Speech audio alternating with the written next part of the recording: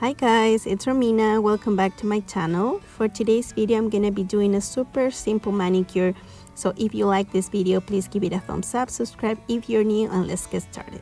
So I'm gonna be using the Nicole Diary 267 stamping plate that has a lot of swirls and organic shapes, along with the clear jelly stamper, scraper, and stamper. For the stamping polishes, I'm gonna be using this two from WhatsApp Nails. These colors are very pigmented and I really like them, so I'm gonna be testing some of the shapes. This is the first one, really pretty. So you could see that it stamps very well. This is the first time that I'm using the Nicole Diary brand. I got it on the WhatsApp Nails website that I will link in the description below so you can check it out. But this is the first try and all the figures stamped perfectly. So if you have trouble stamping negative designs, I will link another video that I did on that. So I teach you one technique that it works every time, just to not have like missing spots on your stamping or blank spaces.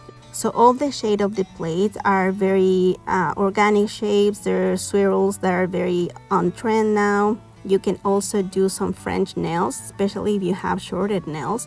So here I'm just trying one of those designs, and with the rest that I got on the stamper, I'm gonna fill in the tip. And when you put the top coat, honestly, you can't tell. You're not gonna notice that it's not just one stamp. So now I'm gonna do the manicure. So I'm gonna apply my base coat just to protect my natural nails. And then I'm gonna go with the sheer base. This is chiffon from Cirque Colors. I really like this shade because it's very similar to my skin tone, and I always do it when I do natural looks. So first I'm gonna go with the pink swirl, and on top of it I'm gonna be using the blue, and just to complement that design.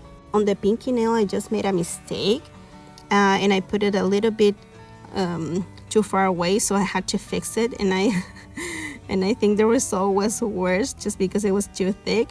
But I didn't want to change it, so I left it like that. Honestly, it doesn't look that bad. So then I just apply a smudge-free top coat and the Essie gel setter just to get the shiny look at the end. So this is the final result. I really love the design. I hope you guys enjoyed this video. Thank you so much for watching, and I'll see you in the next one. Bye!